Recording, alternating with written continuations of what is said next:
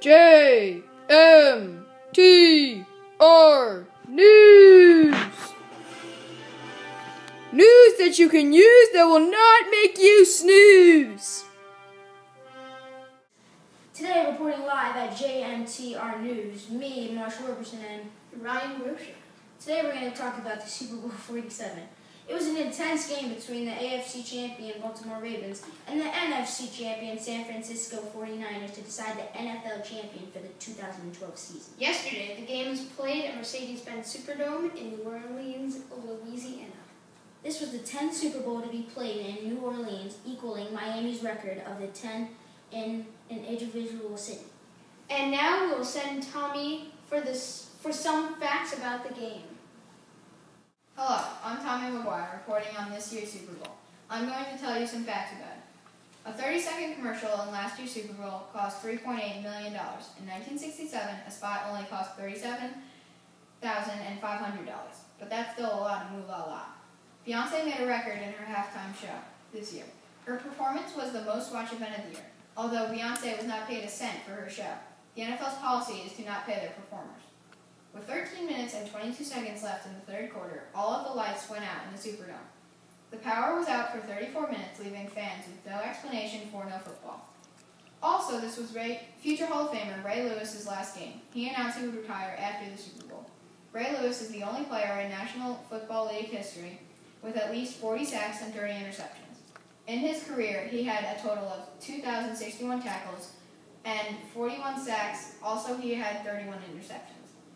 Although, before the playoffs came, Ray Lewis suffered a torn triceps and had it surgically repaired only 3 days later. Ray Lewis inspired his team for the long playoff run and won the Super Bowl in his last game. Another cool fact about this year's Super Bowl was that the coaches of both teams were brothers. Pretty ironic, eh? You probably would want your brother to do good, unless you're playing against him. Asked about his post-game chat with brother, Jim, John Harbaugh said, "I told him I loved him, good game," and he said, "Congratulations, I'm proud of you." And now I'll send it over to John for a play-by-play. I'm giving you a play-by-play on Super Bowl 47. During the first drive of the game, Ravens pushed down the field. Joe Flacco, the quarterback, threw a beautiful pass to Anquan Boldin. He ran an inside post, which gave the Ravens an edge. Down 3-7, San Fran's offense was picking up steam with tight end Vernon Davis catching back-to-back passes for a total of 40 yards. But then there was a halt. Second-string running back Michael James was fighting for extra yards when Baltimore stripped the ball out of his hands on the 24-yard line. There was a dog pile, but at the end, Baltimore recovered the ball. Baltimore capitalizes when James fumbles. The Ravens fly past the 49ers defense. Flacco went 9 for 12 on his passes with 7 minutes and 10 seconds left in the first half. He connected with tight end Dennis Pita for a touchdown. That gave him a 14-3 edge. After trading easy field goals, San Fran was down 8 points with just under 13 minutes left. Kaepernick, who threw a total of 302 yards for the game, then he finished off the drive with a 15-yard run, which is the longest run in quarterback history for the Super Bowl. Down 34-31, 49ers coach Jim Harbaugh decided to go for the 2-point conversion to tie up the game. Sadly, Kaepernick's hurried pass wasn't close, and to conclude, the Ravens won 34-31. Like a box. After the break, we'll send it back to the studio.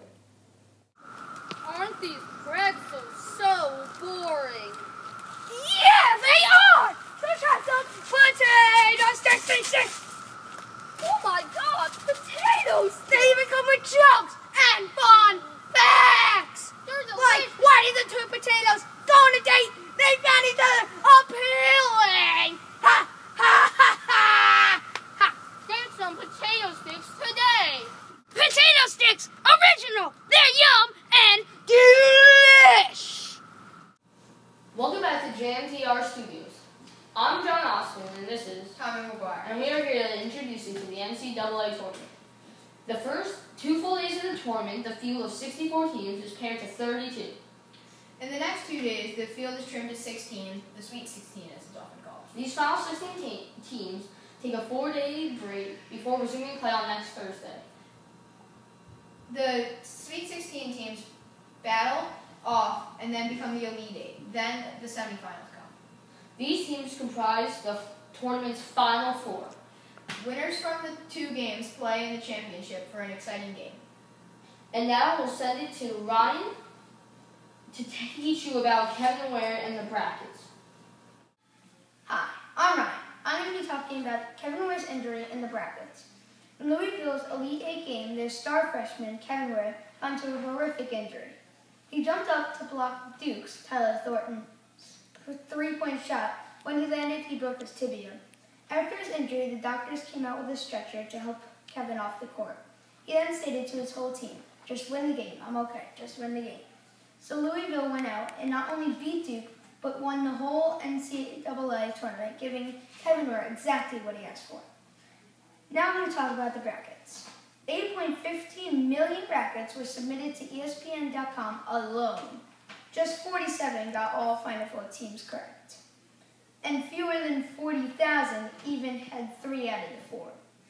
The reason only 16,000 picked Wichita State, a number 9 seed in the West, to advance to the Final Four. Also, Florida Gulf Coast University was another bracket buster. FGCU, the 15th seed, beat Georgetown, one of the heavy favorites to win. Also, in round 32, they beat San Diego University. Although everything good must come to an end. And when they played Florida, the 3 seed, they lost 62-50, ending their crazy run. Now I'll give it to Marshall, who will tell you facts about the tournament. Hi, I'm Marshall Roberson, giving you some facts about the NCAA March Madness Tournament 2013. As you see here, the NCAA Men's Division I Basketball Championship is a single elimination tournament held each spring in the U.S. They're featuring the 6 to 8 college basketball teams to determine the national championship in the top tier of college basketball. This tournament was organized by the National Collegiate Athletic Association, NCAA, as you know, and has become one of the most prominent annual sporting events in the United States. March Madness is a phenomenon that grips the national sports from the second week of March to the first week of April. NCAA is charged with overseeing the almost 1,300 voluntary college and university members that comprise the association. The Final Four, college basketball, refers to the semifinal round of this Division I men's basketball tournament.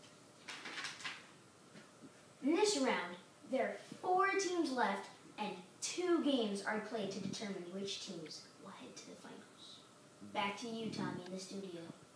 JMTR News!